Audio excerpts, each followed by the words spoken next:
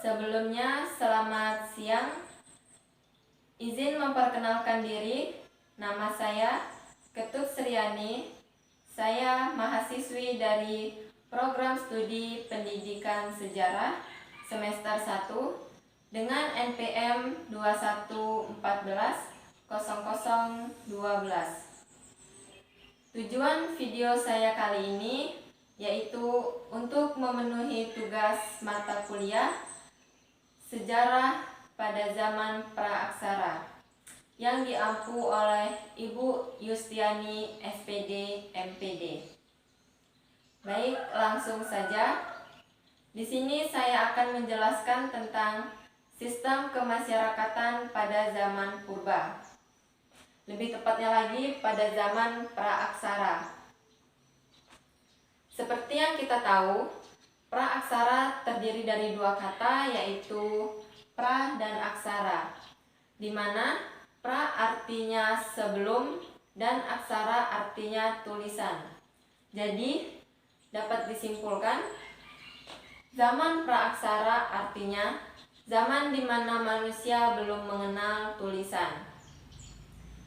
Di sini saya mendapatkan materi yaitu sistem kemasyarakatan zaman purba. Pada kali ini, sistem kemasyarakatan zaman purba terbagi menjadi 4 zaman, yaitu yang pertama, zaman Paleolitikum, zaman yang kedua, zaman Mesolitikum, zaman yang ketiga, zaman Neolitikum, serta zaman yang terakhir yaitu zaman logam. Baik, langsung saja pada zaman yang pertama yaitu zaman Paleolitikum. Zaman Paleolitikum atau masa Paleolitikum merupakan masa di mana seluruh aspek kehidupan manusia purba sangat bergantung kepada alam atau lingkungannya. Sebab pada zaman ini mereka masih berburu atau mencari tanaman untuk memenuhi kebutuhan mereka. Pada zaman ini juga hidup mereka masih berpindah-pindah atau yang sering kita sebut dengan sebutan nomaden secara berkelompok. Pada zaman Paleolitikum, kehidupan manusia purba masih sangat sederhana. Kenapa? Karena pada zaman ini mereka masih tinggal bersama-sama dalam kelompok kecil. Pada zaman Paleolitikum juga mereka berburu secara bersama-sama, namun jumlah kelompok tersebut dipengaruhi seberapa banyak hasil buruan tersebut. Jika hasil buruan tersebut melimpah, maka kelompok mereka akan semakin banyak. Pada zaman Paleolitikum ini juga, masa ini sudah menerapkan sistem kerjasama. Namun, kerjasama ini berbeda. Kenapa?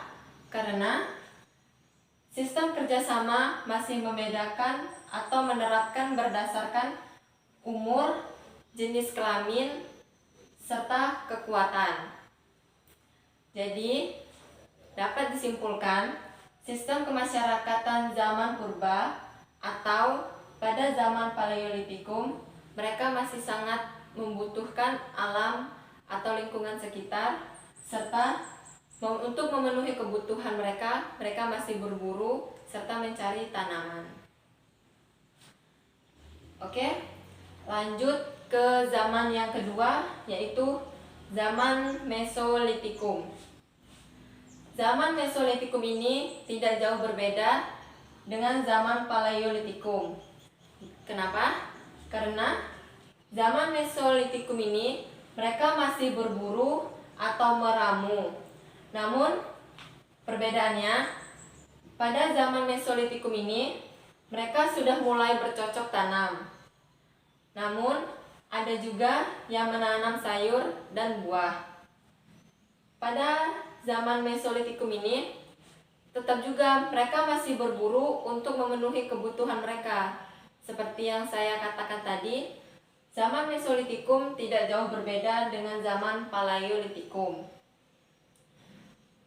Namun, pada zaman Mesolitikum, mereka telah menerapkan pola kehidupan guan dan pantai, atau seperti yang dilihat pada gambar ini, mereka sudah bisa mencari makanan dengan menangkap ikan, namun dengan cara yang masih sangat-sangat tradisional.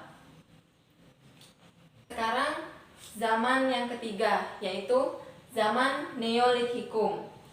Zaman Neolitikum atau masa Neolitikum, pada zaman ini ada kemajuan di mana manusia purba sudah mulai hidup menetap dan kehidupannya juga lebih kompleks.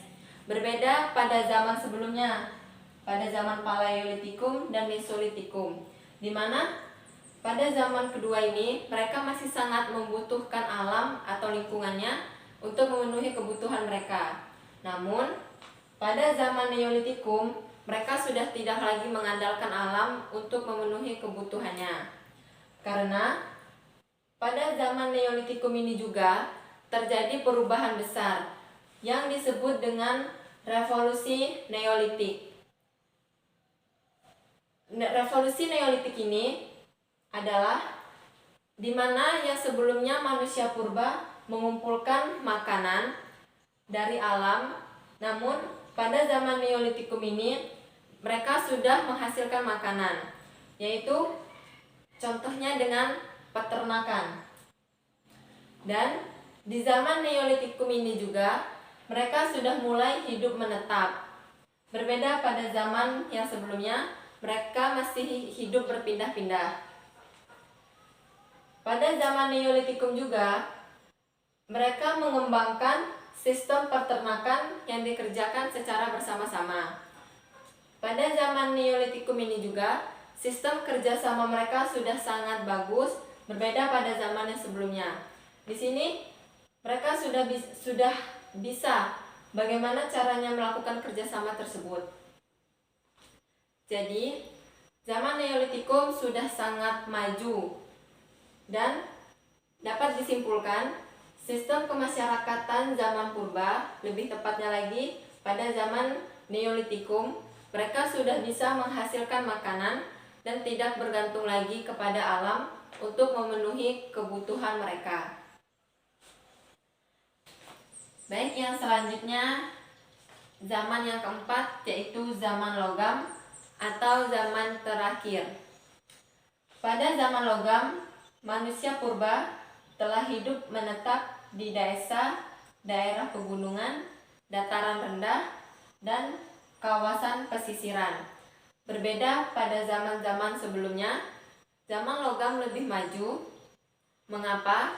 Karena pada zaman logam inilah pembagian kerjasama dibedakan berdasarkan keahlian. Dan pada zaman logam inilah terdapat perbedaan keahlian-keahlian seperti contoh, keahlian dalam menanam sayur atau buah yang disebut dengan petani, pembagian keahlian seperti menangkap ikan atau nelayan, dan juga peternakan. Pada zaman logam ini, manusia purba saling melakukan interaksi dengan tujuan atau maksud untuk memenuhi kebutuhan masing-masing dan mengembangkan peradaban. Jadi, dari keempat zaman ini dapat disimpulkan, zaman yang pertama, zaman Paleolitikum, di mana kehidupan pada zaman ini masih berpindah-pindah dan sangat bergantung kepada alam untuk memenuhi kebutuhan mereka. Zaman yang kedua, zaman Mesolitikum. Zaman ini juga tidak jauh berbeda dengan zaman Paleolitikum, karena zaman ini mereka masih bergantung kepada alam untuk memenuhi kebutuhan mereka, yaitu berburu atau bercocok tanam. Dan zaman Neolitikum, zaman yang semakin maju atau kompleks, karena pada zaman ini Mereka sudah tidak lagi bergantung kepada alam untuk memenuhi kebutuhan mereka, melainkan sudah terjadi revolusi Neolitik, atau di mana yang sebelumnya manusia purba mengumpulkan makanan, namun pada zaman ini mereka sudah bisa menghasilkan makanan. Dan disempurnakan lagi dengan zaman logam, yang mereka sudah lebih maju dibandingkan zaman-zaman sebelumnya. Mungkin itu saja penjelasan saya tentang sistem kemasyarakatan zaman purba, atau lebih tepatnya lagi pada zaman praaksara. Mohon maaf bila ada kesalahan dalam penjelasan atau gambar serta tulisan yang kurang jelas. Saya mohon maaf. Apabila ada perkataan yang kurang jelas, saya mohon maaf. Mungkin itu saja penjelasan saya untuk sistem kemasyarakatan zaman purba. Dan saya akhiri, selamat siang. Share story.